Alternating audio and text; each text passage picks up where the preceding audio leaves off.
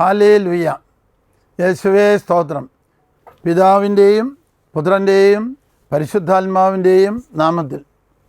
യേശുവിൽ ഏറ്റവും സ്നേഹിക്കപ്പെട്ടവരെ, goodness T വിയിലൂടെ വചന പ്രഘോഷണം കേൾക്കുവാൻ ദൈവം തിരഞ്ഞെടുത്ത നിങ്ങൾക്കെല്ലാവർക്കും പ്രത്യേകം അഭിവാദനം, നന്ദി. പ്രത്യേകമായിട്ട് നിങ്ങൾക്ക് നന്ദി പറയുകയാണ്. ഇങ്ങനെ വചനം ശ്രവിക്കുന്ന അനേകരുടെ മധ്യസ്ഥ പ്രാർത്ഥന വഴി ശുശ്രൂഷകരായ എല്ലാവർക്കും നിരന്തരമെന്നോണം വലിയ ആത്മീയ ശക്തിയും ലഭിക്കുന്നു. അതിന് ഞങ്ങൾ ദൈവത്തിന് നന്ദി പറയുന്നു. പ്രാർത്ഥിക്കുന്ന, മധ്യസ്ഥം വഹിക്കുന്ന, വചനം ശ്രവിക്കുന്ന എല്ലാവർക്കും നന്ദി പറയുന്നു. സ്വർഗസ്ഥനായ പിതാവേ എന്ന പ്രാർത്ഥനയുടെ 6ാം ഭാഗത്തിലേക്ക് നമുക്ക് പ്രവേശിക്കാം. ഞങ്ങളെ പ്രലോഭനത്തിൽ ഉൾപ്പെടുത്തരുത്. എന്ത് പ്രലോഭനമാണ് നിരന്തരമെന്നോണം ഓരോ മനുഷ്യനും അനുഭവപ്പെടാൻ ഇടയുള്ളത്?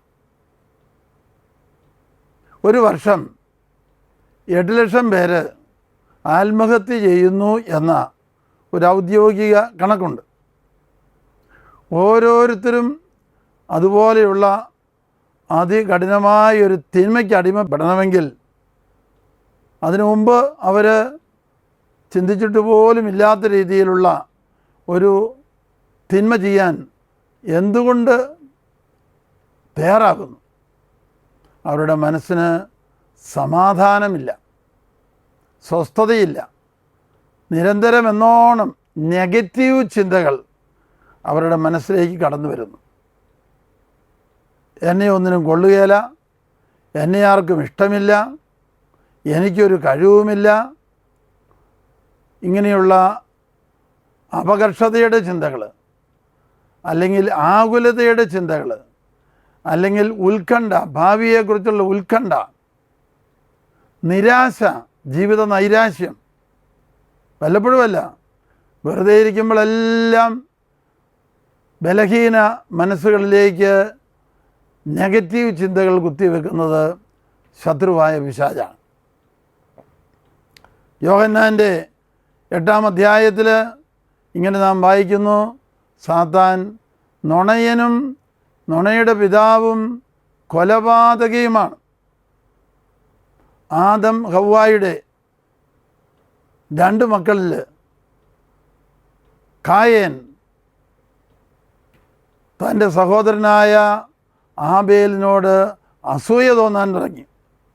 2 പേരും ദൈവത്തിന് ബലിയർപ്പിച്ചു. ഒരാളുടെ ബലി കൂടുതൽ ആഴമുള്ള സമർപ്പണമുള്ളതായിരുന്നു. ദൈവം അത് സ്വീകരിച്ചു. മറ്റേയാൾ അസൂയ കൊണ്ട് ജലിച്ചു. അന്ന് നമ്മളറിയുന്നത് പോലെയുള്ള ഒരു ഏക സഹോദരനാണ്. അവനെ വയലിലേക്ക് കൊണ്ടുപോയി കൊന്നുകളഞ്ഞു. അസൂയയുടെ ചിന്ത കുത്തിവെക്കുന്ന സാത്താൻ, എൻ്റെ സഹോദരൻ എൻ്റെ ശത്രുവാണ് എന്നുള്ള നുണചിന്ത കുത്തിവെക്കുന്ന സാത്താൻ. എന്തുകൊണ്ട് ഇപ്രകാരം നുണചിന്തകൾക്ക് നമ്മൾ അടിമപ്പെടുന്നു? വചനം നമ്മുടെ മനസ്സിൽ, പ്രത്യാശയുടെ വചനം നമ്മുടെ മനസ്സിലില്ലാത്തത് കൊണ്ട് തന്നെ ദൈവം തിന്മയിൽ നിന്ന് നന്മ കൊണ്ടുവരും, പരാജയത്തിൽ നിന്ന് വിജയം നൽകും, മരണത്തിൽ നിന്ന് ഉയർപ്പ് കൊണ്ടുവരും, രാത്രിക്ക് ശേഷം പകൽ കൊണ്ടുവരും എന്നുള്ള ഒരു സത്യ പ്രത്യാശ ഇല്ലാത്തത് കൊണ്ട് സാത്താൻ കൊടുക്കുന്ന നെഗറ്റീവ് ചിന്തകളിൽ നീ ഒരു പരാജയമാണ്, എല്ലാവരും നിനക്കെതിരാണ്. എപ്പോഴാണ് പിശാച് ഇത്തരത്തിലുള്ള ചിന്തകൾ കുത്തിവെക്കുന്നത്? ഓരോ മനുഷ്യരും ഒരു ജോലിയും ചെയ്യാതെ വെറുതെ ഇരിക്കുമ്പോൾ, സുഭാഷിതങ്ങളുടെ പുസ്തകത്തിൽ പറയുന്നു, അലസൻ്റെ തല സാത്താൻ്റെ പണിപ്പുരയാണ്. ഒരു ക്രിസ്തീയ വിശ്വാസി വെറുതെ ഇരിക്കുന്ന അവസരങ്ങളിലെല്ലാം ബൈബിളോ അതുമായിട്ട് ബന്ധപ്പെട്ട ഏതെങ്കിലും ആധ്യാത്മിക ഗ്രന്ഥങ്ങളോ വിശുദ്ധന്മാരുടെ ജീവചരിത്രമോ ഒക്കെ വായിക്കുന്ന ശീലമുണ്ടെങ്കിൽ അതിലേറ്റവും പ്രധാനപ്പെട്ട ഏതാനും ഭാഗം അടയാളപ്പെടുത്തുകയും ചിലപ്പോൾ കുറിച്ചെടുക്കുകയും വീണ്ടും വായിക്കുകയും ആവർത്തിച്ച് ഏറ്റുപറയുകയും ക്രമേണ മനഃപ്പാഠമാക്കുകയും ചെയ്യുന്ന ഒരു പരിശീലനമുണ്ടെങ്കിൽ നമ്മുടെ എല്ലാവരുടെയും മനസ്സിൽ പ്രത്യാശയുടെ ചിന്തകൾ നിറഞ്ഞു നിൽക്കും. പ്രത്യാശ നമ്മെ നിരാശരാക്കുന്നില്ല. റോമ 5:5 പറയുന്നു, നമുക്ക് നൽകപ്പെട്ടിരിക്കുന്ന പരിശുദ്ധാത്മാവിലൂടെ ദൈവസ്നേഹം നമ്മിൽ വർഷിക്കപ്പെടുന്നു. ദൈവസ്നേഹം നമ്മിൽ വർഷിക്കപ്പെടുമ്പോൾ നമുക്ക് ദൈവികമായ ആശ്വാസവും ആനന്ദവും ഉണ്ടാകും. പ്രിയപ്പെട്ടവരെ, നമ്മുടെ ഹൃദയം പരിശുദ്ധാത്മാവ് കൊണ്ട് നിറയണം. നമ്മുടെ മനസ്സ്, നമ്മുടെ ബുദ്ധി, നമ്മുടെ മാനസിക മേഖല ദൈവവചനത്തിൻ്റെ അഭിഷേകം കൊണ്ട് നിറയണം. പ്രത്യാശയുടെ വചനങ്ങൾ, എത്രയോ വാഗ്ദാന വചനങ്ങൾ ബൈബിളിലുണ്ട്. 8500ഓളം വാഗ്ദാന വചനങ്ങൾ. യോഹന്നാൻ 14:14 എൻ്റെ നാമത്തിൽ പിതാവിനോട് ചോദിക്കുന്നതെല്ലാം അവിടെ നിങ്ങൾക്ക് നൽകും. ഇങ്ങനെയുള്ള പ്രത്യാശയുടെ വചനങ്ങൾ. റോമ 8:28 ദൈവത്തെ സ്നേഹിക്കുന്നവർക്ക്, തൻ്റെ പദ്ധതി അനുസരിച്ച് വിളിക്കപ്പെട്ടവർക്ക് ദൈവം എല്ലാം നന്മയ്ക്ക് വേണ്ടി മാറ്റും. എന്താണ് ആ നന്മയെന്ന് അടുത്ത വചനത്തിൽ റോമ 8:29 പറയുന്നുണ്ട്. ദൈവം ആഗ്രഹിക്കുന്നത് ദൈവം തിരഞ്ഞെടുത്ത എല്ലാവരും, നമ്മളെല്ലാവരും തൻ്റെ പുത്രനായ യേശുക്രിസ്തുവിനെ പോലെയായിത്തീരണം. യേശുക്രിസ്തു ദൈവമായിരിക്കെ ദൈവത്തോടുള്ള തുല്യത വേണ്ട എന്ന് വെച്ച് ആകൃതിയിൽ മനുഷ്യനായി, കുരിശുമരണം വരെ അനുസരണമുള്ളവനായി. ആകയാൽ പിതാവ് അവനെ ഉയർത്തി എല്ലാ നാമത്തെയും കാൾ വലുതായ നാമം കൊടുത്തു. എന്താണ് ആ വലുതായ നാമം?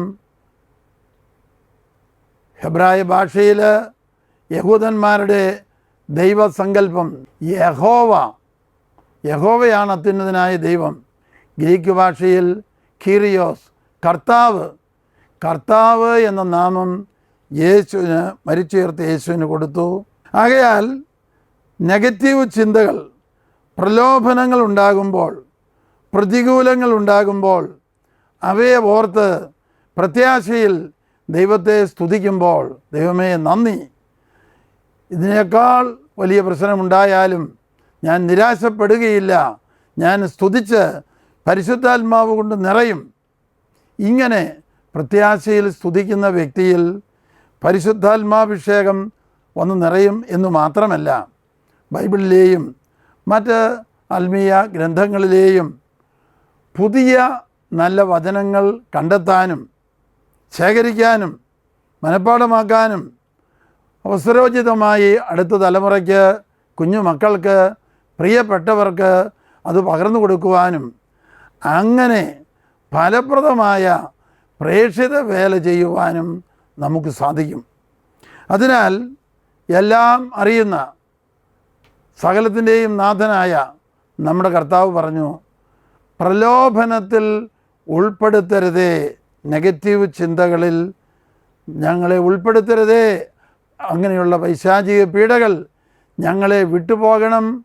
പ്രത്യുത പ്രത്യാശയുടെ ചിന്തകൾ ഞങ്ങൾക്ക് തരണമേ, ഓർമ്മിപ്പിച്ച് തരണമേ. പ്രത്യാശയുടെ വചനങ്ങൾ പഠിക്കാൻ കൃപ നൽകണമേ. പെറ്റമ്മ നിന്നെ മറന്നാലും ഞാൻ നിന്നെ മറക്കുകയില്ല എന്ന് പറഞ്ഞ ദൈവം. Hallelujah, hallelujah, hallelujah. നീ എനിക്ക് അമൂല്യനും ശ്രേഷ്ഠനും പ്രിയപ്പെട്ടവനും ബഹുമാന്യനുമാണ്. യെശയ്യാ 43:4.